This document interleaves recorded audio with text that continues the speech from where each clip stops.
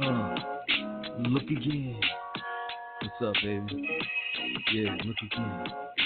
Look again. Yeah, come on. I push past the rut and the greed, the superseding situation that the post never see. I don't need it, I'm leading steady chief and creeping, sweeping out the inventory. Let's make this in the money, cause the money about to sneak the story cut from the buzzer. So see, God bless my mother, built up muscle, spitting blood, just a thug up in the gut. I got my riders now holding me down in every club with more guns than an army of clowns. I'm the one I put it down, repping with the flow. Still taking numbers, kick the ass up around that they don't. This is the Brent Show, and we will be coming on soon with Mr. Brent. That was just me practicing some rap while I'm waiting for the guy because he's supposed to be on the show. And here he is, Brent Kremen. This is the Kremenal. Thanks, Brent. Thanks for coming on. Yes, you're welcome. What's been going on in your life? What do you care to ask about? I'm interested in your love life. There isn't much of one. Basically, I live in the middle of Amazon Central. Jeff Bezos works about 2 blocks away from me, maybe 3. So there's whole lot of Amazon buildings around here, and you are not able to get in them without a pass. Now, I did go into, this was a few years ago, they have a cafeteria because they feed their workers well. Everything that they have is delicious in their cafeterias. You could get junk food, or you could get health food. Whatever you want to get, it's delicious, and it's not cheap. And so they go and they walk around with their Amazon cards, which you're supposed to have in order to get in there. And I didn't have an Amazon card because I don't work there. But I went in there anyway. I was quiet, minding my own business, and just went and paid, and eventually security got a hold of me and threw me out and said, you don't have an Amazon card. And then one time I just tried to enter there following somebody that was, as you go and you take your card and you scan the security thing to get in the cafeteria, right. And I just wouldn't let the door close and tried to enter. He's like, no, you're not coming in here. Anyway, but when I was able to, I'm getting to that. So when I was able to, get in there, I noticed that the Amazon workers, most of them pay with their Amazon ID card. So basically they scan the ID card to pay, and it comes straight out of their paycheck, which works out really well for Amazon. Oh, yeah. And you tend to overeat that way because you don't see that you're spending the money. Right. So you're likely to spend the money more quickly. And then also, I don't like working out very much at all. And I discovered what motivates me to work out is social reasons. So I have to have a trainer, and I have to have a trainer who's female and cute and doesn't work me out very hard. And so I had such a trainer, and she says, and she's in there working with another client, and she says, Brent, I want you to stay on that elliptical machine for 20 minutes. And so I'm in the 24-hour fitness, and I am watching TV, CNN, sports, whatever's on there. And I was like, well, there's nobody making me stay on here. I have nobody to go home to. I don't see my nephew much. Why should I be on here? So what? If I die of a heart attack, what am I missing? I'm not going to kill myself, but, so what? If I die of a heart attack, who cares? So I'm going home. This isn't any fun. But then I go in with my trainer. My mother was willing to pay for a couple of training sessions. So I go in with my trainer, and, so we're on there for half an hour, and we have a good talk. And I said, Ashley, for anyone you listening in Seattle, Ashley Froelich over at 24-Hour Fitness is an outstanding trainer. So if you're listening in Seattle, please sign up with Ashley. She's very, very good. Anyway, so Ashley, I say, Ashley, am I the laziest client you've ever had? I mean, I won't do anything unless you're with me. She says, no, not even close. And I said, why? I have to be the lazy. She says, no. These Amazon workers, they go and they sign up for 24-Hour Fitness. They sign up for a bunch of training sessions with me. They never call and they never show up. As they have so much money, they don't know what to do with it. And so they just don't even bother to show up. They just forget all about it. She says, I don't care. I still get the money. So this is what I'm surrounded by. So imagine I'm going to the bar, and I sit down next to someone, and I say, "So hi, I'm Brent. What's your name?" "Oh, well, I'm Jody." "Well, nice to meet you, Jody. So what brings you here?" "Oh, I'm just here after work." "Oh, okay. Well, what kind of work you do?" "You work at Amazon." She says, "I work at Amazon." I say, "Oh, so you're wearing a sweatshirt from Mississippi State?" She says, "That's right." I say, "Go Bulldogs." I say, "Why Mississippi State?" She says, "Oh, that's my alma mater." I say, "Oh, that's great. What was your major?" "Computer science." "Oh, and what was your GPA?" 4 point. And then Jody goes to the bathroom, and I talk to Jody's friend. So, Jody straight out of college, just graduated last year? Yeah. How much she making? $150,000. And so then Jody comes back. "Oh, so what do you do for a living?" "Oh, I don't have a job. I'm on disability." Jody stopped speaking to me. Now, this didn't actually happen. There is no Jody. I made the situation up, but that type of stuff happens all the time because it's very tough to connect with women in Seattle, which is one of the wealthiest cities in America. You have the rich and the poor and no middle class in this city. And so it's very, very difficult to connect with women when you don't have a job and they're making $150,000 a year. And they're going and scheduling training sessions. They don't even bother to call the trainer to cancel and have to pay for it anyway. They don't care. And they go out to lunch. They scan it with their Amazon card, and they don't care how much money they spend. It just comes straight out of their paycheck. It's very difficult to make connections with them. So Amazon has kind of taken over your little area there, huh? Yes. Interesting. So but I mean, there's a certain charm. You can still be charismatic because you're a charismatic guy, and I know a lot of people who are in your situation, they still make it work. Well, you have to get somewhere. I mean, I could just say I'm an actor, and then she'll say, "Well, what kind of work you do?" "Commercials." "Oh, well, are you an actor?" "What kind of commercials?" Yes. I've had a total of about 5 jobs in 10 years, and I've framed my acting checks. And so when I do have women over here, they see my acting checks on the wall, and they see that I'm not lying, and I really am an actor. But the acting checks say $80, $297, $135, and the dates are 2006, 2011, 2014, and those are my first 3 checks.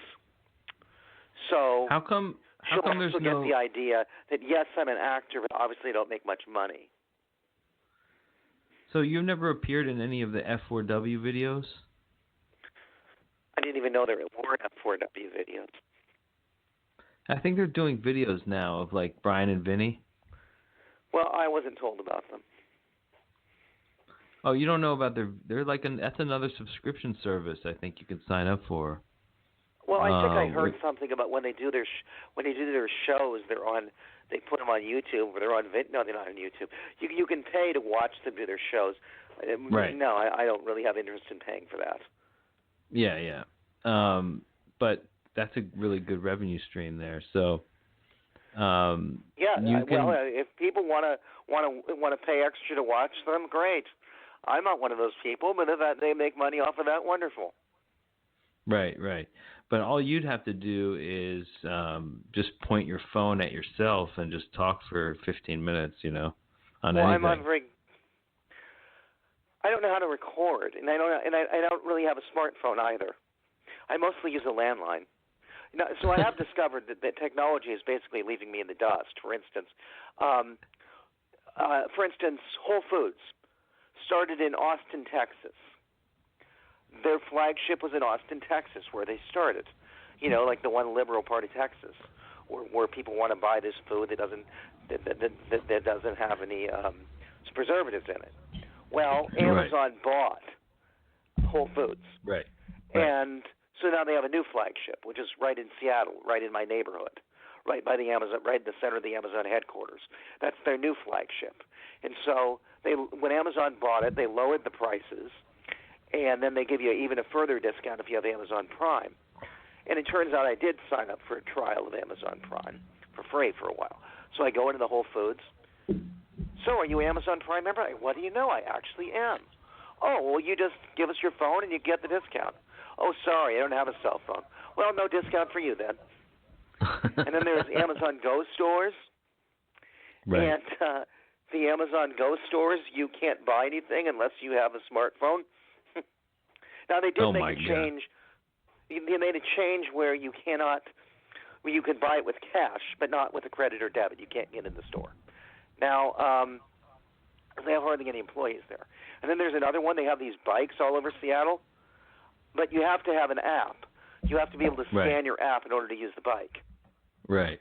So technology is obviously leaving me in the dust. It is. And we are headed into a situation where,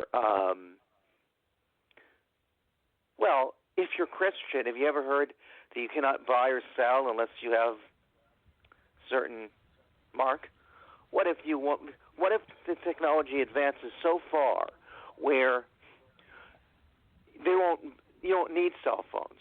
All you need is a chip in your wrist or your forehead, and and you can buy or sell stuff.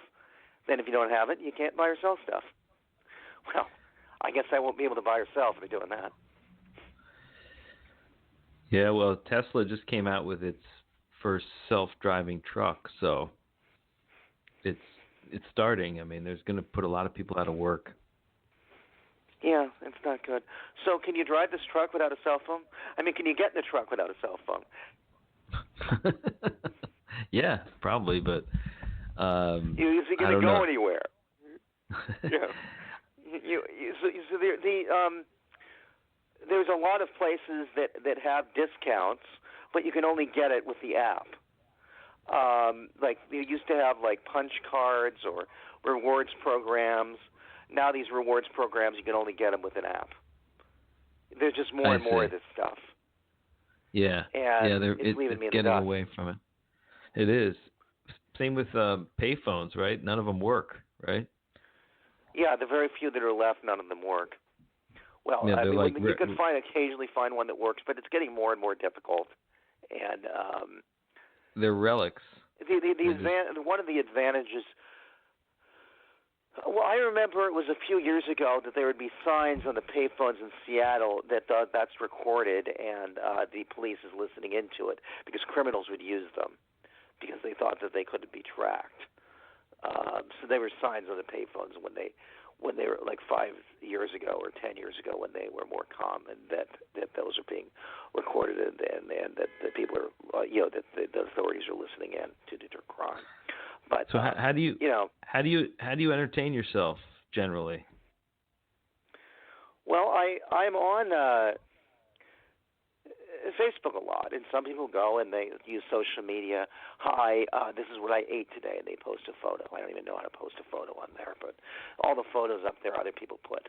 Or some people say, hi, I'm feeling miserable today and really sad, and this is what made me sad, and I just feel awful, and I don't have any friends, and nobody cares about me. I don't do either of these things. I rarely post anything that's personally about me on there. What I do is I post political stuff. I post things I see in the news, things that are funny, things that are sad, and then I get reactions. And a lot of times, because I have friends from all sorts of places, they're not even friends. Facebook friends aren't real friends, but they're just people that I had something in common with, or somebody who I liked one of their posts, and so I sent them a friend request or whatever. And so because they come from all sorts of different places, they argue, which is great. I'm happy to get the reaction. Now, when they start insulting each other with personal insults, I don't like that.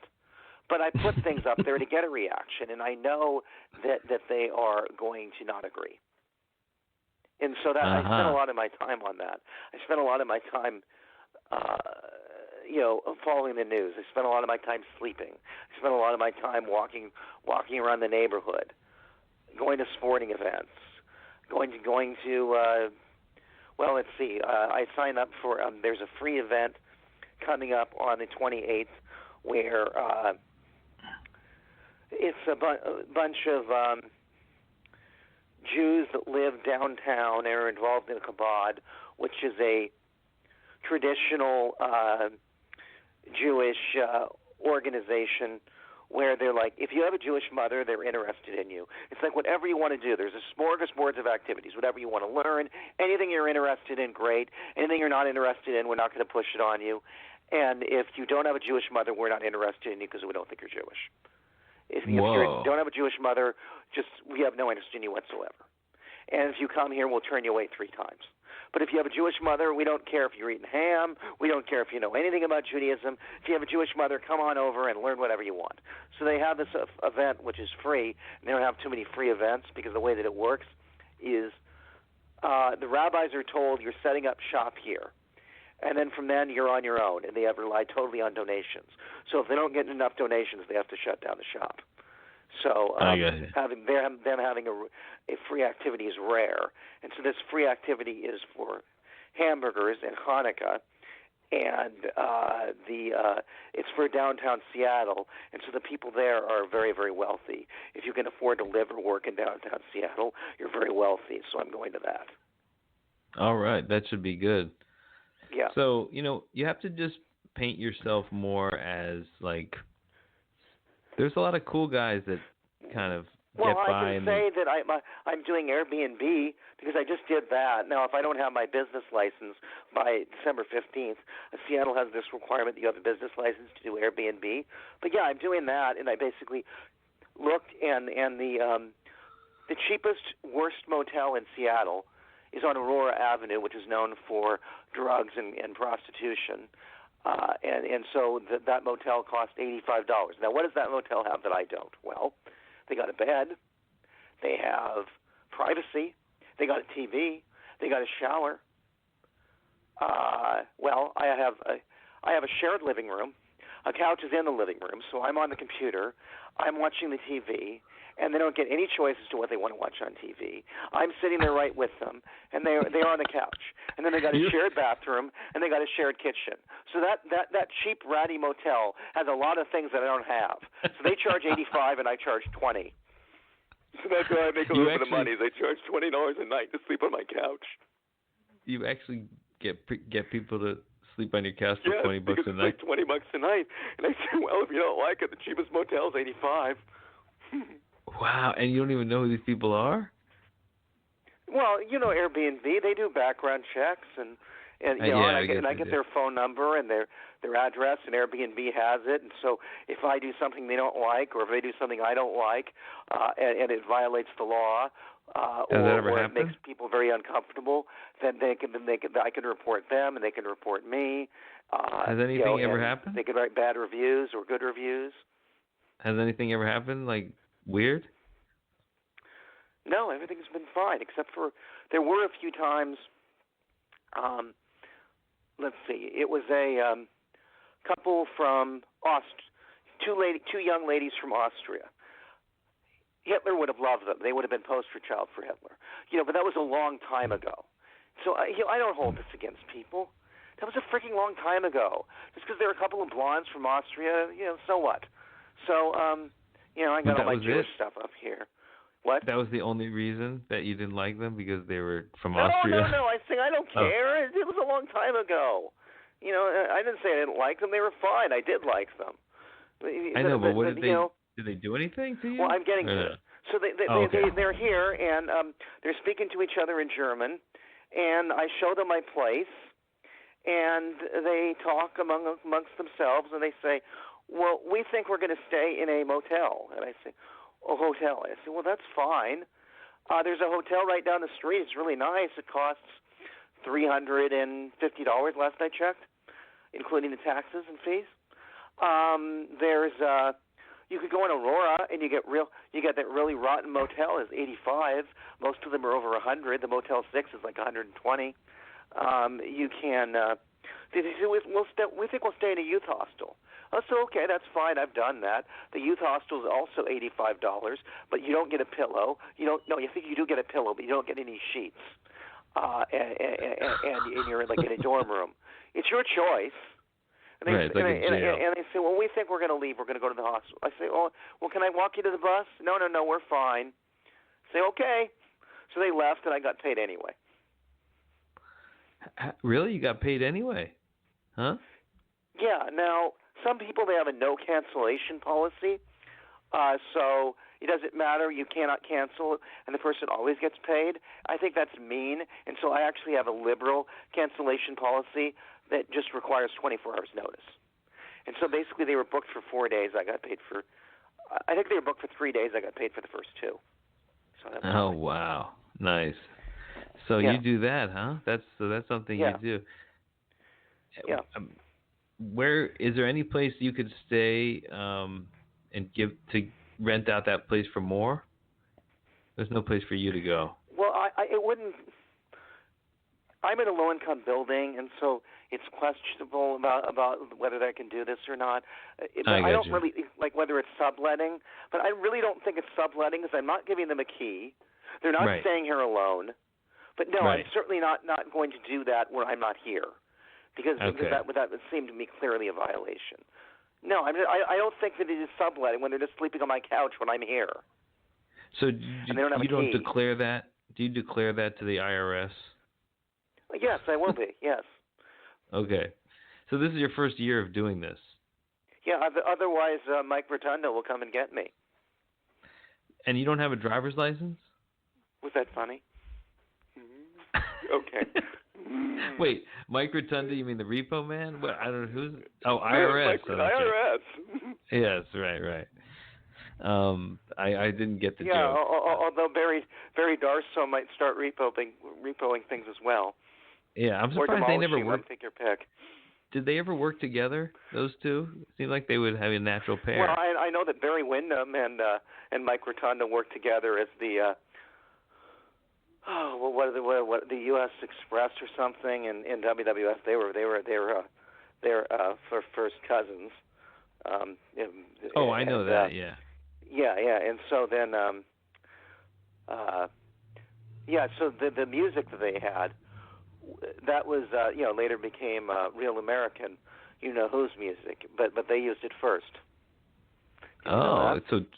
So Hogan stole it from them, right? I think I did hear that. No, Vince and Rick Derringer wrote it, but Vince just decided to use it for Hogan instead. I mean, they didn't last long. They left there shortly after WrestleMania 1. Rick Derringer wrote I Am a Real American? Yes. I bet he doesn't want anybody to know that. But I guess it's a pretty good song. I don't know. It was pretty popular when there was the whole controversy over Barack Obama and this birther nonsense when he released the long form birth certificate, and it was the White House Correspondents' Dinner. He came out to that song, and then they had on the big screen, they were flashing his long form birth certificate. Can you see that clip? Oh, I didn't see that. That's funny. That's smart. Yeah, it was great. And Trump was there, by the way. I know. It's the reason why he's president today, because he felt so insulted. They did rip into him at that White House Correspondents' Dinner, yes. And one thing Obama said to him was that you'll never be president. That's what he said. Interesting. But anyway, so. Well, you saw that, but you didn't see when Obama went up there. They had the long form birth certificate flashing on the screen, and they were playing clips of Hogan and Real American, and he was going down. It was just great. Well, but even when he produced it, people just kept saying it was fake. I mean, it's like they'll never. Yeah, like the state of Hawaii would fake it. I mean, the whole thing's absurd. He was born, and the Honolulu Star-Advertiser ran his birth announcement. So the conspiracy dated back to his birth of some single mother, because I think she was already divorced by that point. Who was living in Hawaii. Ridiculous. The conspiracy. She was just an obscure woman, Susie Dunn or something. She went to Mercer Island High School, which is my high school. His mother did. Yeah, I mentioned that before. But yeah, she was just an obscure woman who gave birth to this kid. And then, of course, they ran it in the Honolulu Star-Advertiser. And so people would think that the conspiracy would date back to some obscure woman in Hawaii. It's absurd. Yeah, there's a lot of conspiracy theories floating around now, more than ever. I noticed about everything. Yeah, that's because they taught us in journalism what reliable sources are, and they taught us that before you can trust something, you have to hear it from 3 separate sources. And people have no idea what a reliable source is. What they're interested in is they find something on the internet, and if they agree with it, it's a fact. And if they don't like it, it's fake news. That's what people do. Right. Yeah. That's bad. They don't know what's reliable and what isn't. They don't know what journalism is and what isn't. Why do you think all these newspapers are closing? They're closing because people don't want to pay for it anymore.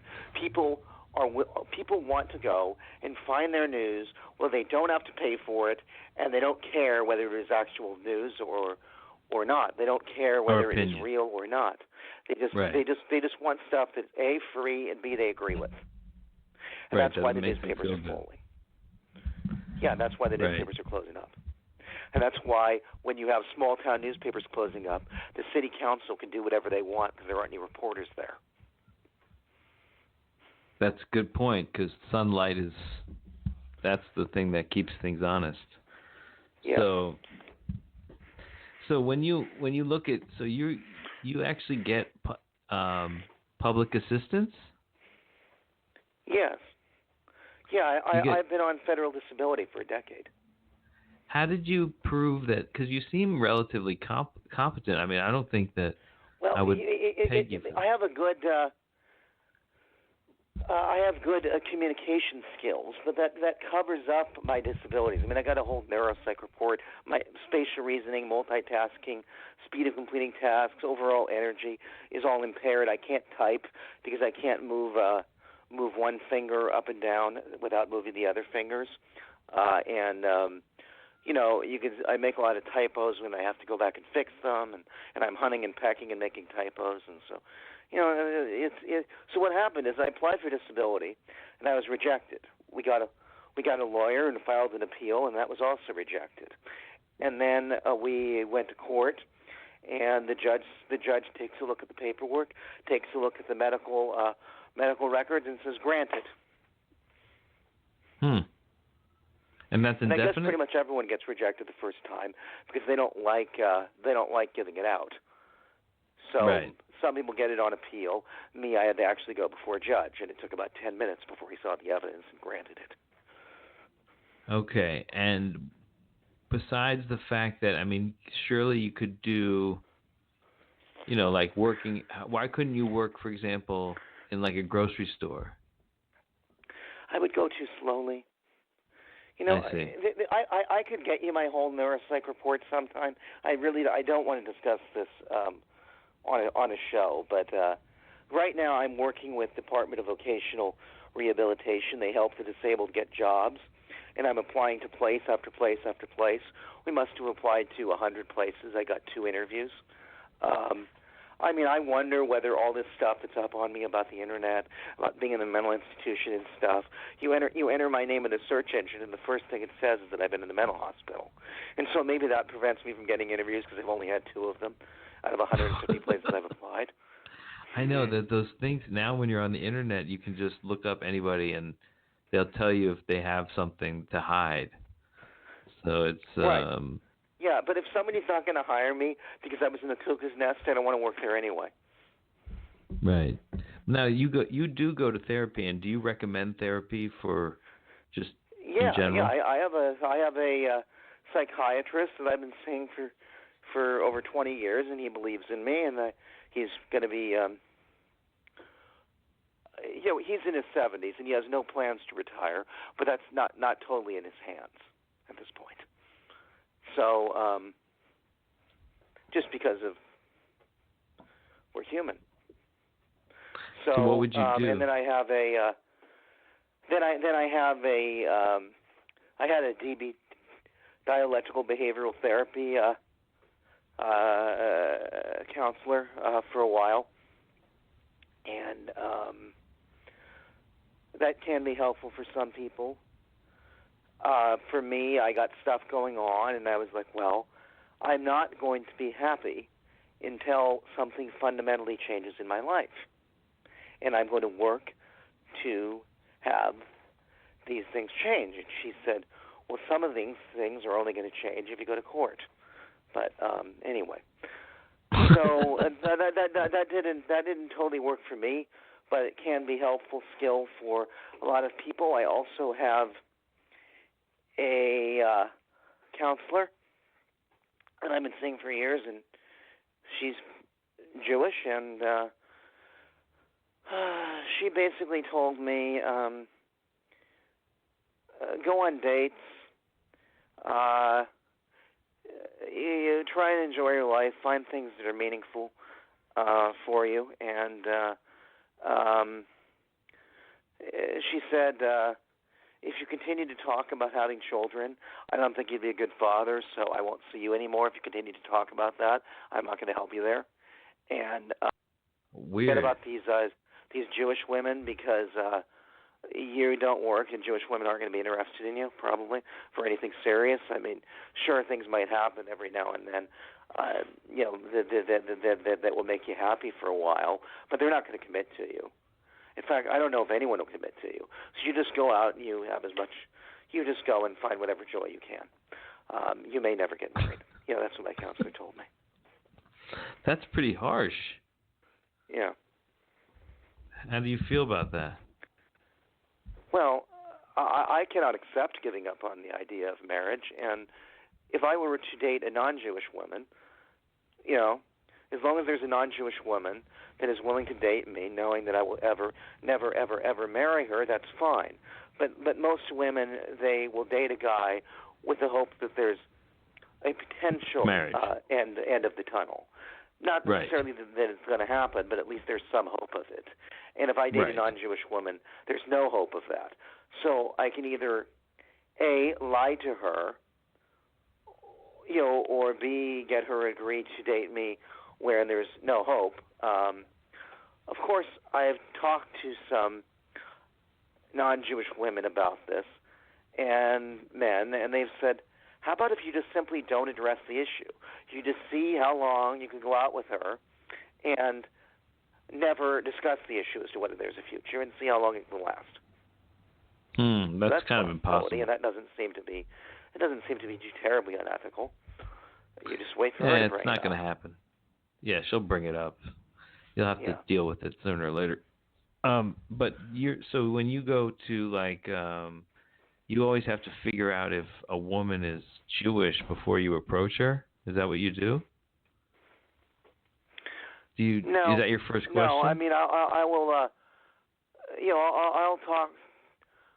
I'll talk to pretty much any women, and I want kids, and so the ones that interest me are probably going to be able to have kids for the next 10 years. So, because I don't believe in rushing things, I don't believe in rushing into relationships. I believe that marriage is something that is for life, and I take it very seriously. It takes time to get to know someone, to know whether you want to make that type of commitment. So I'll speak to any of them. It's just that when it comes to marriage, I'll only marry a Jew, and so it can make things a little complicated. Like I say,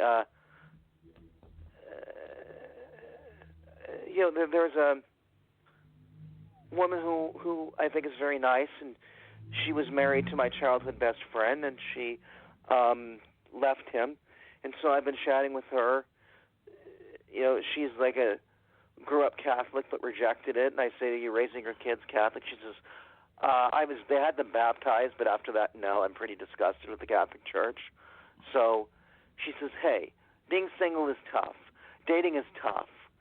Don't worry about this Jewish thing. Just date whoever you want, and and don't discuss religion. Just don't worry about it, and don't worry about commitment. So she gave me the advice basically.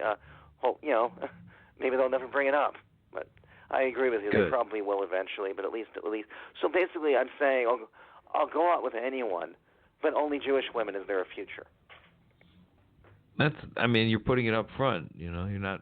A lot of guys, that's their secret but they don't tell anyone, and they fool around with women. They lead them on.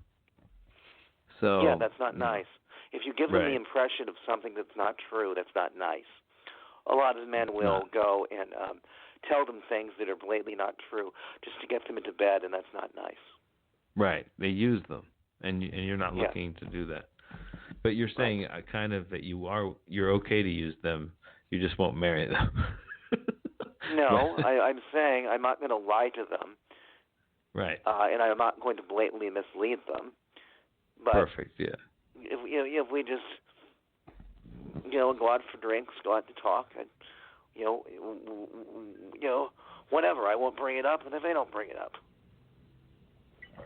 Okay. Well, what you need, I think, the best thing to do, and I think you probably do this anyway, is when you see a girl that you think is attractive, you talk to her, right? Yes. Yeah, I just like went to the women's basketball game the other day. University of Washington women's basketball. I've been following women's basketball for a long time, and in the 70s, after Title IX just passed, you'll take a look at the team photos, and if you could get any tape on it, they weren't very good. But also the team photos, a lot of the women that played sports were very butch, and then 10, 15 years ago, there was still some of that. Now you'll take a look.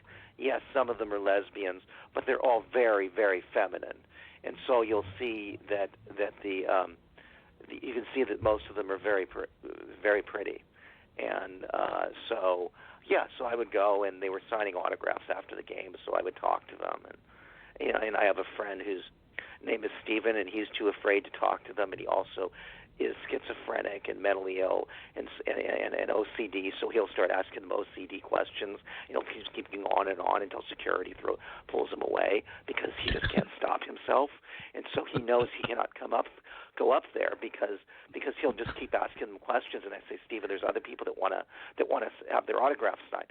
Stephen, there's other people in line. He doesn't care. He cannot stop, and so he knows he cannot go there.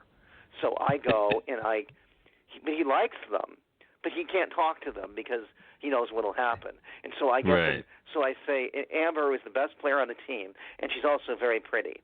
And so I said, Amber, could you please write, Dear Stephen, love Amber? And she says, yeah, sure. And then Missy's, not Missy Hyde, Missy Peterson also is an excellent player and quite pretty. Number 4 and number 44 on the UW roster, if you want to take a look at the University of Washington. Anyway, so I said, she writes, to Stephen from Missy. And so I'm going to give this to my friend, and it'll drive him nuts. Oh, I know, and all the players signed. So, I go and talk to them. That's good. Well, those are like celebrities, kind of. Minor celebrities, but still. But what about just when you see them on the street or something like that? Sure. Like when you see in Seattle, you hear about the Seattle Freeze? You say hi to somebody on the street. Do I know you? Why are you talking to me? That's the Seattle Freeze. The Seattle Freeze is you work at the same company, but you don't know each other very well, and so you know each other kind of, but not well. And so they say to you, hey, we should have lunch sometime. That's code for let's never have lunch. Call me means don't call me. We should get together means let's not get together. That's the Seattle Freeze. That's rough. I know. But you got to go through it. You can look it up. The Seattle Freeze is the same thing as Minnesota Nice. That's because Minnesota and Seattle were both settled by Scandinavians. It's not like that anymore, but the culture remains. Ah, so it's the same type of people. Oh, I didn't know that. Yeah, the Seattle Freeze and Minnesota Nice is pretty much the same thing. Cool. And Minnesota Nice isn't very nice. So what else is what are you doing now to other ways to make money? I mean, if you make too much, do you get off? That's pretty much it. Is there's my disability checks. There's Airbnb. So what's another way that you could? What if you can't drive, right? And you never tried to learn how to drive? I have a driver's license. I don't have a car.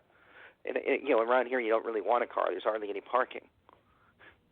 Yeah, but you could be an Uber driver. If I'm in South Lake Union.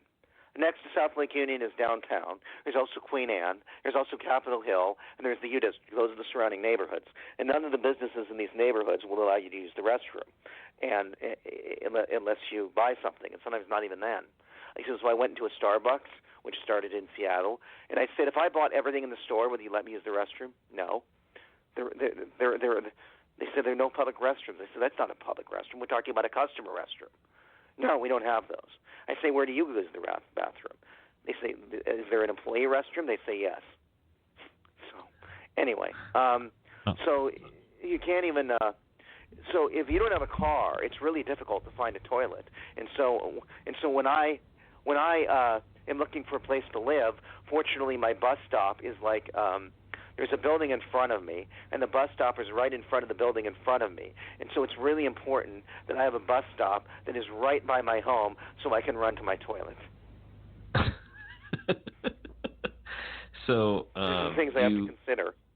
Do you have to because piss on Seattle is really outside? cool as far as bathrooms. They're hardly those public restrooms. There hardly are any in Seattle. Like this is actually made the newspaper.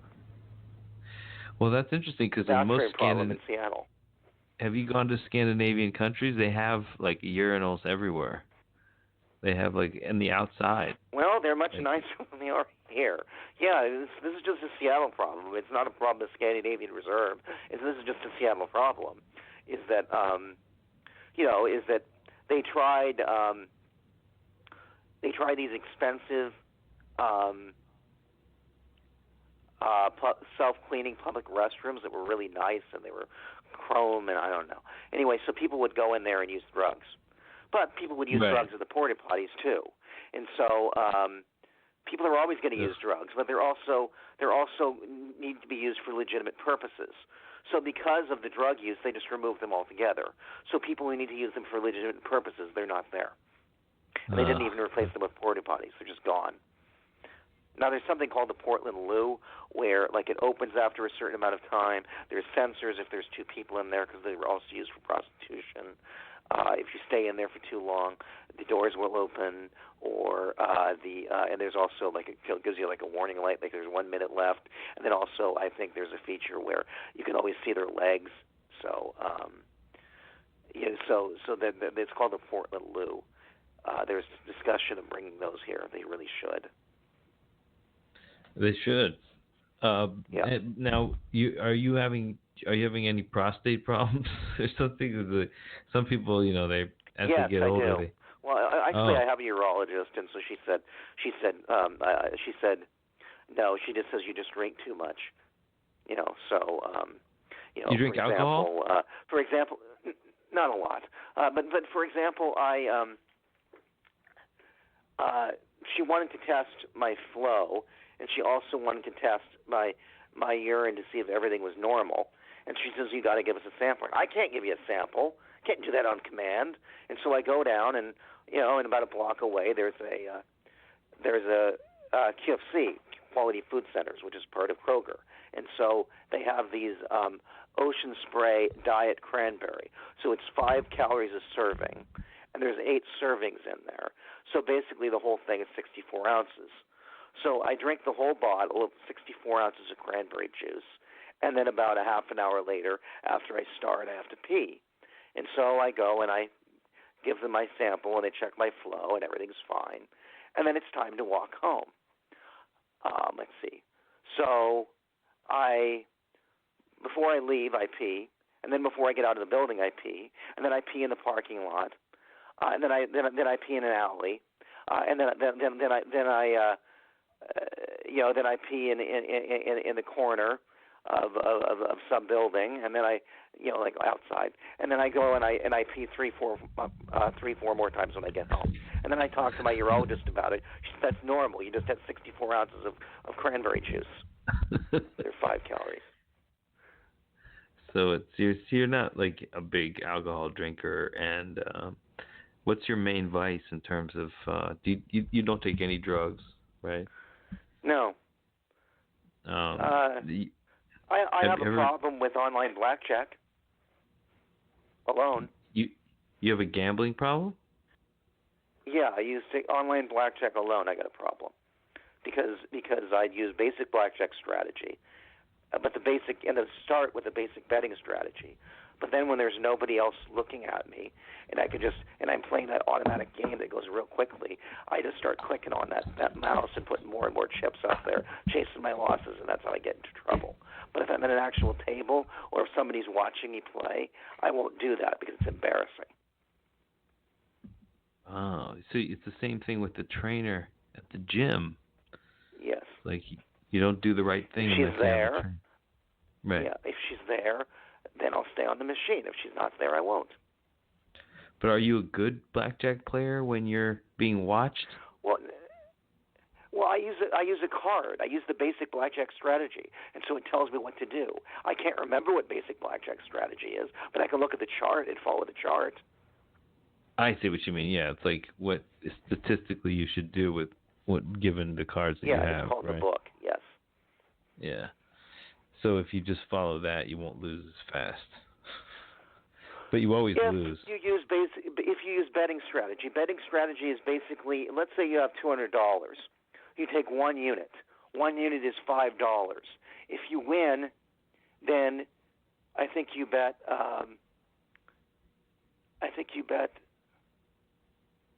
$7.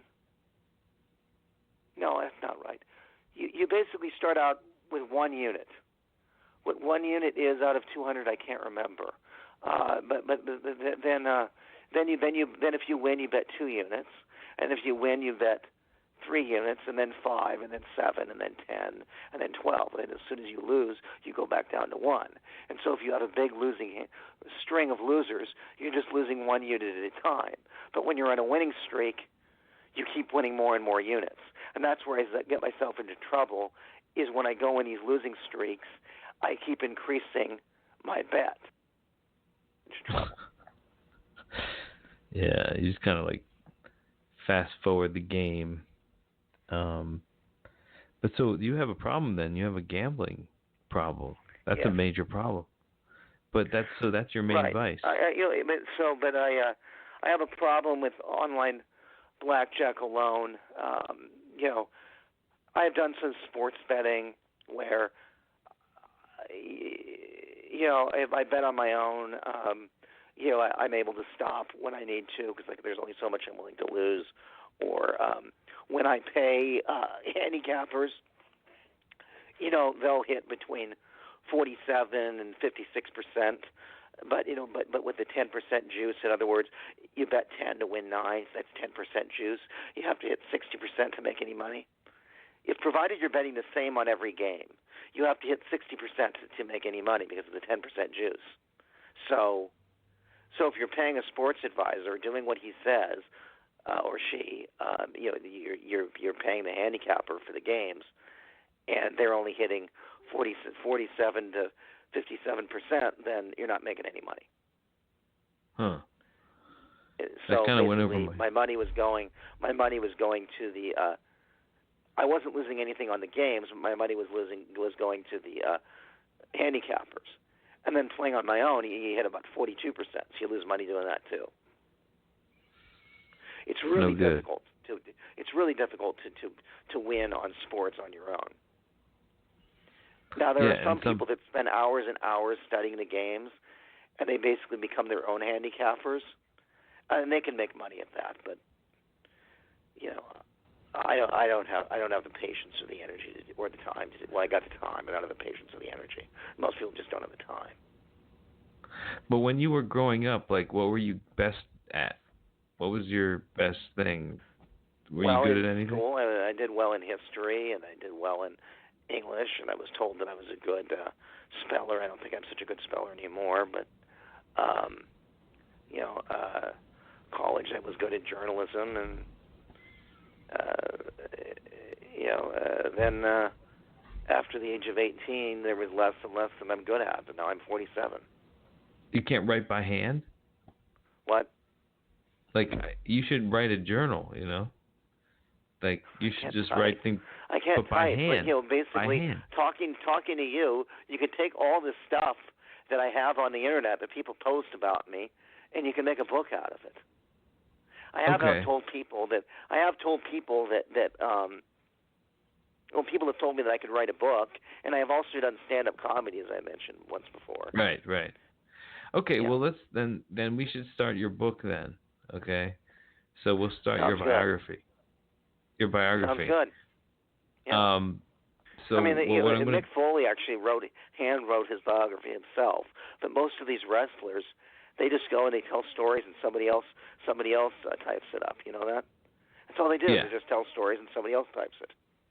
Right. So we'll start at the beginning, but we're going to take a break. But don't you have to go? Or when do you have to get out of here? Soon. I have to go. Soon. I got to see my psychiatrist at 3:00. Yeah, the next show.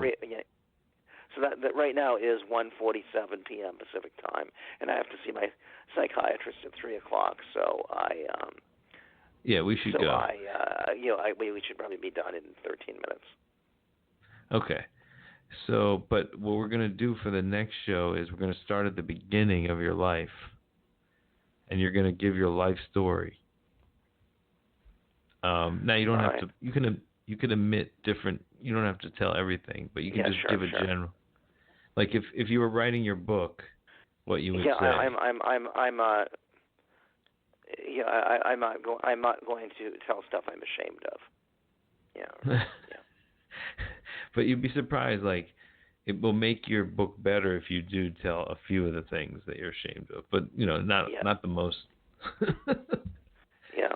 But it's you might even find out that you don't remember a lot is that you thought you remembered.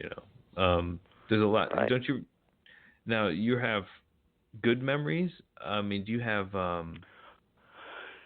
strong memories? My life from 0 to 18, I was very happy. My life from 18 to 25, when I was going to college, was less happy. And so I still like women of college age, I think, because that was a scarring experience for me. So I continue to try and relive it.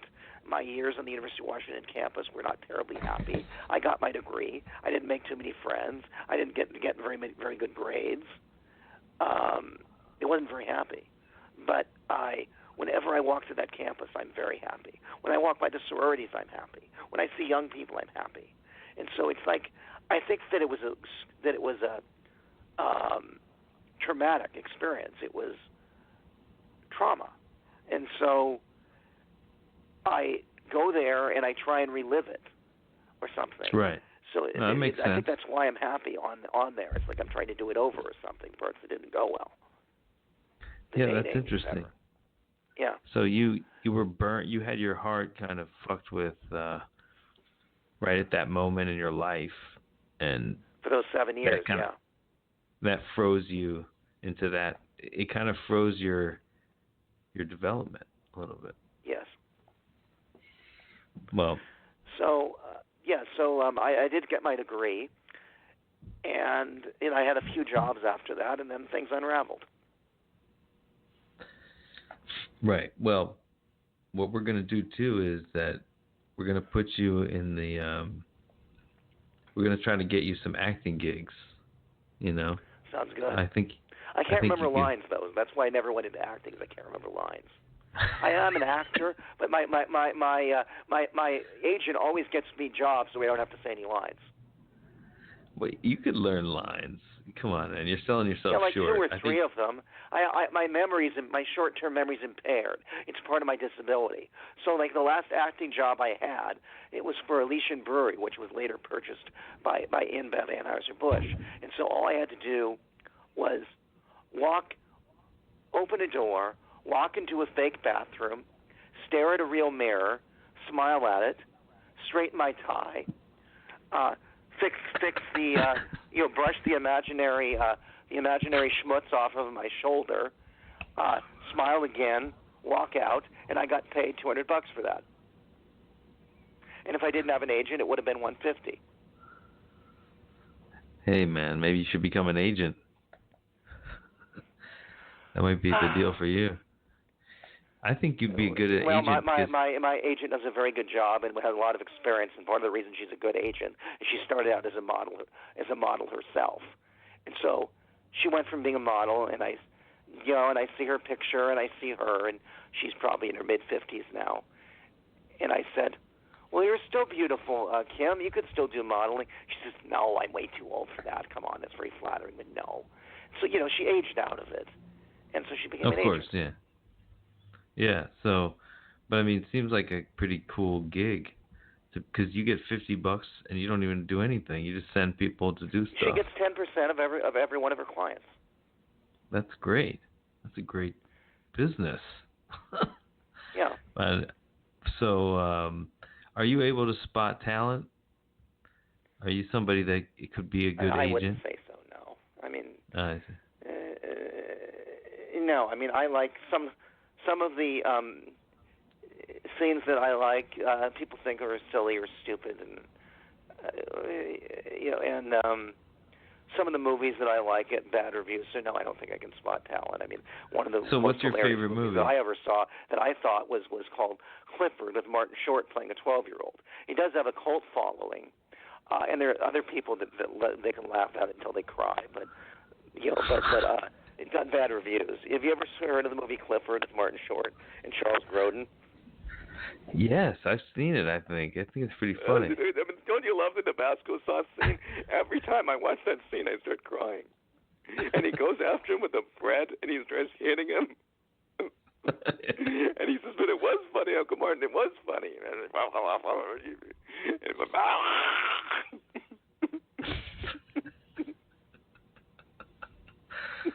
Oh man, that's good. I haven't seen that in a long time. That's like 20 years old, right? Midnight, and he says, "Martin, you wanted to have children, but you would go out on the balcony. It's on a freaking cliff." Mary Steenburgen.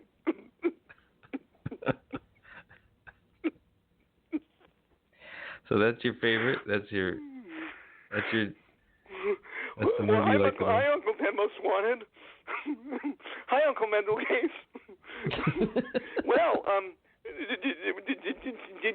did you like that, Clifford? Was that scary? No, that wasn't scary at all. Well, now we're going to put it on hyperdrive. Such a great movie. Yeah, you're right. Underrated. Yes, but it got terrible reviews. So I guess the critics didn't like it, but you and I did. So do I have good taste? I don't know. I mean, can I spot talent? I don't know. Martin Short's talented. There's no doubt about that. No, but like in wrestling, like who do you think's gonna break out in AEW, for example? I don't follow it close enough to tell you, but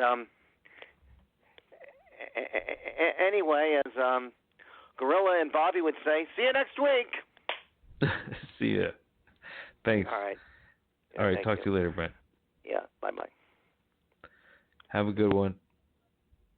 Yeah. So we are going to wrap it up here. Thanks for listening, and we'll have Brent on again very soon. Goodbye.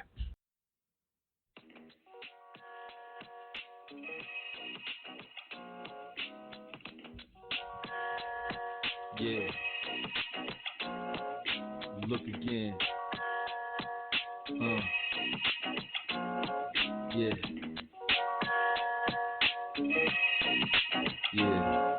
I played a lot of games to the end. The brutal training of a gutter dog that got me advanced. A better station in the dime. Quick than to start war. The darker forces come to knock upon and bust on my door. Cause I was more of a sadist in the days of my youth. I'm cool to losers cause I got something cool and improve. And I'm moving nothing worse than the boy cry wolf. Like a coward cause you cowards only treat you cruel. They give you power, listen closely cause I'm putting out codes. A close associate of Moses with commandments to go. My rules of game to give you supermodels. Nothing but dimes. Approaching confidence, no stopping it with nothing to buy. Surprise, surprise, this is hit hot, nobody denies it. Never dies, no matter how many puppets survive. It stays alive, time travel with that thing down my drawers. I got the habit, got that body, make me give up my horse. Got to stab it now, look again. Yeah. Look again. Look again. What's up, baby? Yeah, look again. Look again. Yeah, come on. I push past the rut and the greed, the superseding situation that the post never see. I don't need it, I'm leading steady chief and creeping, sweeping out the inventory. Let's make this in the money, cause the money about to sleep. The story cut from the buzzer for seed. God bless my mother, bit up muscle, spitting blood. Just a thug up in the gutter, got my riders now holding me down. In every club with more guns than an army of clowns. I'm the one that put it down, repping game with the flow. Still taking numbers, kick the ass up around that they don't. For myself, I had to focus on not taking the weed. Be paranoid for my mind, blind to the evil I see. I just ignored stupid anger, just bait for the chump. It gets deleted, best to focus on increasing the jump. Now you seeing we in this hell realm, and I'm the angel sent to raise hell. Give a picture of the heavens in this rebel yell. Look again.